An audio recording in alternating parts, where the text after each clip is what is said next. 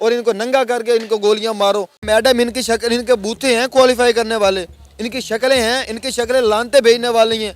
इनसे बंदा गटर साफ करवाए, इनसे खान बाबा तवा पीस पे जाके किचन में इनसे बर्तन धुलाओ, इनको पता लगे।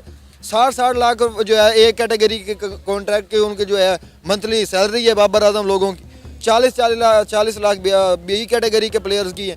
इतनी ज़्यादा तनख्वाहें ले रहे हैं, वज़ीर आज़म से ज़्यादा ये बंदे तनख्वाहें लेते हैं, लेकिन खेलने का ढंग नहीं आता। शर्म आया, गैरत, डूब के मर जाना चाहिए इनको। भाई आप क्रिकेट को छोड़ें, आप इधर आएँ, कुछ चने वने की रेडी लगाएं, वेटरी करें। अगर आप ये भी नहीं कर सकते तो आप हुकूमत से इजाज़त लें, फ़लस्तीन जाएँ, वहाँ पे जाके हमें भी साथ ले जाएं। मुसलमानों के लिए, अल्लाह के लिए जिहाद करें। अगर आप शहीद हो गए, कम से कम जन्नत में तो जाओगे।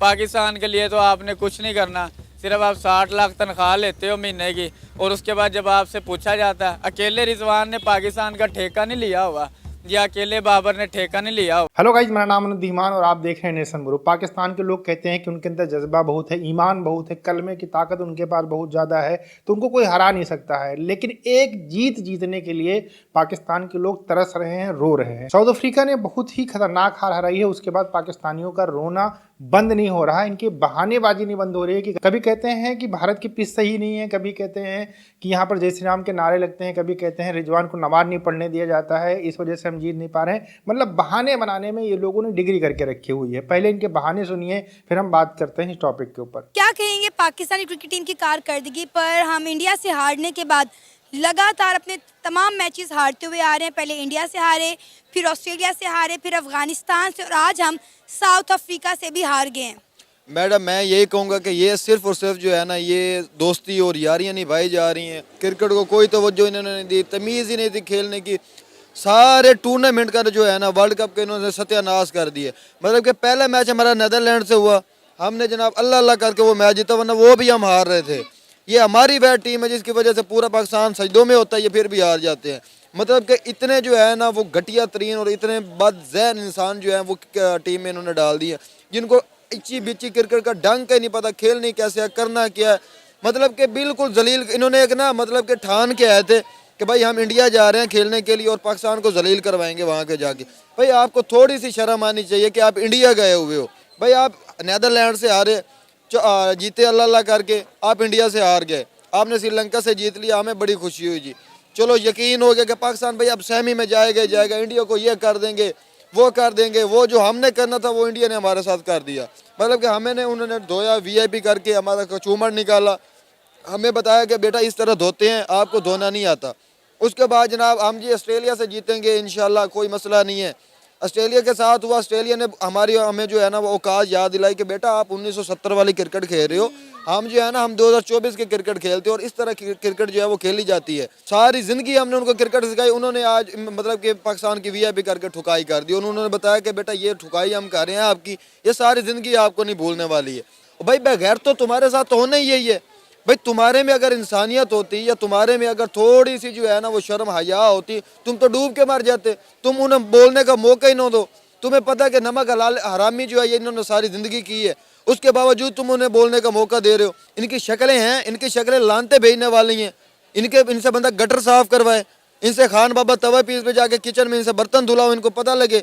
60-60 लाख जो है एक कैटेगरी के कॉन्ट्रैक्ट के उनके जो है मंथली सैलरी है बाबर आजम लोगों की। 40 लाख बी कैटेगरी के प्लेयर्स की है। इतनी ज़्यादा तनख्वाहें ले रहे हैं, वज़ीर आज़म से ज़्यादा ये बंदे तनख्वाहें लेते हैं, लेकिन खेलने का ढंग नहीं आता। शर्म आया, गैरत, डूब के मर जाना चाहिए इनको। भाई तमीज़ ही नहीं है खेलने की। इनको वापसी पे बुलाओ, ठीक है, वापसी बुला के पहले गंदे अंडे और टमाटर मारो इनके मुँह पे, फिर लिबर्टी में जो है इनको जनाब सिर्फ इनके पास सिर्फ अंडरवेयर हो और इनको नंगा करके इनको गोलियां मारो। इनको पता चले कि आपने जितनी बदनामी हमारी करवाई है उतने बदनाम तुम भी हो रहे हो। इनकी बूथियाँ थी वर्ल्ड कप जीतने वाली, ये गए थे वहाँ पे भूंडिया करने, भाई जो अभी इंडिया से नहीं लेके आया वो लेके आ जाए। इनको क्या, इनके पल्ले, इनको जान ही नहीं है। बॉल आपने पूरा टूर्नामेंट देखा, इनकी बॉल बैट्समैन के पास नहीं पहुँच रही थी। मतलब कि ये क्या उधर ढंग मारने के लिए गए हैं। मतलब अगर आपने विजिट करना था, अगर आपने तफरीह करनी थी वहाँ पे, किसी और बंदे को लेके चले जाते। आवाम इतनी फिर रही होती है, चलो किसी गरीबों को दे देते। ये कोई पाकिस्तान को रिप्रेजेंट करने वाली टीम तो नहीं है जो इनके काम है। ये तो एक गली मोहल्ले की टीम लग रही है।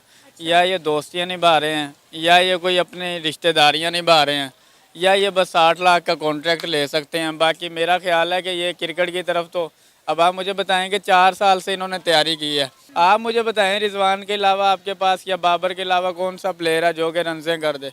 मुझे तो नहीं लगता। बाकी ये दोस्तियाँ रिश्तेदारियाँ और सबसे बड़ी बात हसन अली और इंजमाम की कहीं भी जगह नहीं बनती थी। अच्छा, वैसे आपको उम्मीद थी कि आज का मैच पाकिस्तान जीतेगा? देखें, मुझे जहाँ तक लगता था, मैंने आपको फिर भी मैं कह रहा हूँ कि मैंने अभी तक सिर्फ पहले 2 मैच देखे हैं।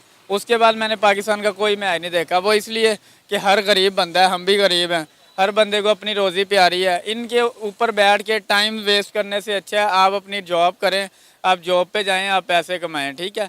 अगर आपने इनके अपना टाइम वेस्ट करना है और इनसे उम्मीदें लगानी है तो आप बैठ जाएं। इन लोगों को शर्म नहीं आनी, इनको ज़रा शर्म नहीं आनी। अब इस टीम के साथ क्या करना चाहिए, क्योंकि हमें तो बड़ा इन पर मान था कि ये वहाँ पर जाएंगे और जीत कर वापस आएंगे, लेकिन इन्होंने तो हमारा मुंह काला कर दिया है। इंडिया जाकर लगातार मैचेस पे मैचेस हार रहे हैं और जिस तरह हम पहले 2 मैचेस जीते हैं वो सबके सामने ही है। इनके लिए सबसे बड़ा मैसेज ये है कि भाई आप क्रिकेट को छोड़ें, आप इधर आएँ, कुछ चने वने की रेडी लगाएं, वेटरी करें। अगर आप ये भी नहीं कर सकते तो आप हुकूमत से इजाज़त लें, फ़लस्तीन जाएं, वहाँ पे जाके हमें भी साथ ले जाएं। मुसलमानों के लिए, अल्लाह के लिए जिहाद करें। अगर आप शहीद हो गए, कम से कम जन्नत में तो जाओगे।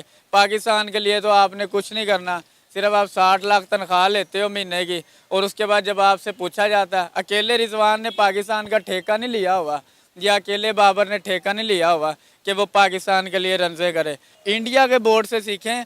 जब तक इंडिया के बोर्ड में कोई भी प्लेयर 5 साल खेल के डबल सेंचुरियाँ नहीं ना मारता 3-4, तो वो टीम में नहीं आता। ये होता है बोर्ड, ये होती है मैनेजमेंट। साइम अयूब बेहतरीन ऑप्शन था इमाम की जगह, उसने कल सेंचुरी मारी है, उसने 2 दिन पहले डबल सेंचुरी की है। वो पीसीबी के दरवाजे पे दस्तखत दे रहा है कि मुझे टीम में लाओ। क्या कसूर है? गरीब है, एज में कम है, आपने उसकी एज का क्या करना है? आप उसकी गेम को देखें। इमाम क्यों गया है? वो इंजमाम साहब बैठे हुए हैं, बहुत बड़ी पर्ची है। इंजमाम के बाद बाबर साहब हैं, बहुत बड़ी दोस्ती है। आप मुल्क को तो देख ही नहीं ना रहे कहीं। आप मुल्क को देखें तो साइम है, मुल्क के देखो तो शर्जील है, मुल्क को देखो तो फ़खर जमान है।